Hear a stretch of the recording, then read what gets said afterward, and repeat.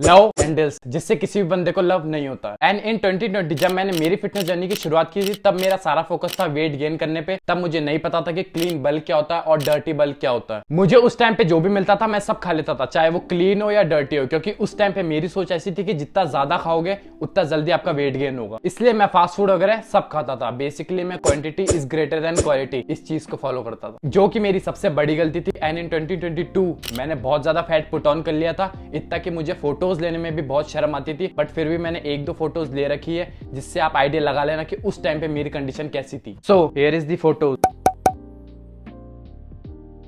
और इस फोटो में आप नोटिस करना कि यहाँ मेरे सिर्फ एब्डोमेन वाले पार्ट पे ही फैट नहीं है, बल्कि मेरे फेस पे भी फैट है, शोल्डर्स पे भी फैट है, चेस्ट पे भी फैट है। इसका मतलब मेरी ओवरऑल बॉडी पे ही फैट है, ना कि सिर्फ एब्डोमेन पे है। तो चाहे आप जिम में जाके एक एक घंटे एक्सरसाइज कर लो लव हैंडल्स को कट करने की, बट वो बिल्कुल भी कम नहीं होंगे जब तक आपका ओवरऑल बॉडी फैट परसेंटेज कम नहीं होगा। क्योंकि स्पॉट रिडक्शन पॉसिबल नहीं है, आपका ओवरऑल बॉडी फैट परसेंटेज ही कम होगा, तभी आपके लव हैंडल्स भी कम होंगे। टेक अनदर एग्जांपल, ये मेरी करंट बॉडी कंडीशन है। यहाँ मेरे एब्स भी क्लीन है, फेस पे भी फैट नहीं है और शोल्डर्स पे भी नहीं है। ऐसा तो नहीं है कि मेरे फेस पे फैट है, एब्स विजिबल है और मेरे शोल्डर्स पे फैट है या चेस्ट पे फैट है। सो lower your body fat percentage, क्योंकि आप स्पेसिफिकली लव हैंडल्स को कम नहीं कर सकते। और पॉइंट नंबर 3 तो सबसे इंपॉर्टेंट पॉइंट है, इसके बिना आप फैट लॉस या लव हैंडल्स को कम नहीं कर पाओगे, तो वो तो बिल्कुल मिस मत करना। Point number 1, stay in calorie deficit. Calorie deficit का मतलब होता है अपनी मेंटेनेंस कैलोरी से कम कैलोरीज खाना। अब मैं आपको सबसे पहले बताता हूँ कि अपनी मेंटेनेंस कैलोरीज कैसे काउंट करते हैं। सबसे पहले गूगल पे जाओ, कैलोरी कैलकुलेटर सर्च करो, फर्स्ट ऑप्शन पे क्लिक करो। अब ये जो भी इंफॉर्मेशन मांग रहा है इसे फिल कर दो।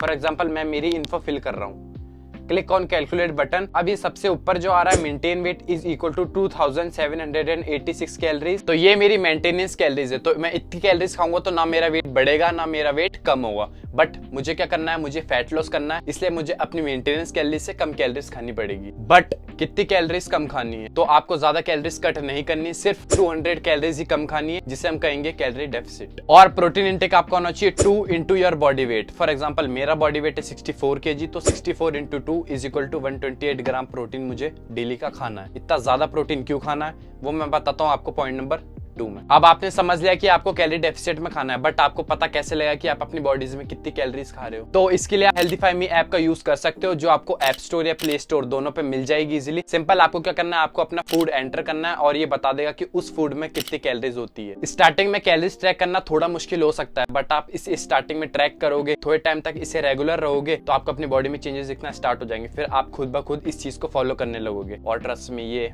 वर्थ है। And stick to the clean diet, क्योंकि फास्ट फूड की थोड़ी सी क्वांटिटी में भी बहुत ज्यादा कैलोरीज होती है। फिर आप कैलोरी डेफिसिट वाला गोल क्रॉस कर दोगे और आपका वेट लॉस भी नहीं हो पाएगा। फॉर एग्जांपल एक पिज्जा की calories is equal to half KG chicken and 2 bowl rice की कैलोरीज के बराबर होती है। इस पिज्जा को आप एक बार में खा सकते हो और आपका पेट भी फुल नहीं होगा। और चिकन और राइस आप 2 मील में डिवाइड करके भी खा सकते हो और आपका पेट भी फुल हो जाएगा। Point number 2, weight training. Gym जाने से आपके फिजिकल अपीयरेंस पे फर्क नहीं पड़ता, बल्कि मेंटल स्टेट पे भी बहुत फर्क पड़ता है। आप नोटिस करना कि आप अपने वर्कआउट के बाद बहुत लाइट फील करोगे और हैप्पी फील करोगे, क्योंकि आपने अपनी लिमिट्स को पुश किया, अपने आप को पुश किया, जिससे आपके डोपामिन लेवल भी स्पाइक होते हैं। आप वेट ट्रेनिंग करोगे तो आपका मसल भी बिल्ड होगा, और अगर आपके शोल्डर्स, चेस्ट, बैक ये सब अच्छे से डेवलप होंगे तो आपका बॉडी का फ्रेम वी शेप हो जाएगा। वी शेप हो जाएगा तो आपकी वेस्ट जो है वो और ज्यादा पतली लगने लगेगी। और इन सभी बॉडी पार्ट्स को अच्छे से डेवलप करने के लिए train each muscle group twice in a week. आप push pull legs, upper lower या आर्नोल्ड स्प्लिट भी फॉलो कर सकते हो। और आप अपने सभी वर्कआउट्स को फेलियर तक जरूर पुश करना और अपने फोन के नोट्स ऐप में अपने वर्कआउट को जरूर ट्रैक करना, जिससे आप नेक्स्ट वर्कआउट सेशन में एक रैप ज्यादा पुश करके प्रोग्रेसिव ओवरलोड अप्लाई कर सको। Because without training till failure and applying progressive overload you can't grow your muscle. और प्रोटीन इंटेक आपको हाई इसलिए रखना है क्योंकि आपने वर्कआउट करके मसल को तोड़ा, उस मसल को रिपेयर होने के लिए एक अच्छी हाई प्रोटीन डाइट की नीड होती है। That's why eat 2 times of your body weight protein to build muscle. Point number 3, enjoy the process. Don't rely on motivation, depend on discipline. Motivation temporary होता है, जैसे आप अभी बहुत मोटिवेटेड हो कि मेरे को फैट लॉस करना ही है, मैं फैट लॉस करके ही रहूंगा, बट ये मोटिवेशन कब तक रहेगा? 1 महीने, 2 महीने,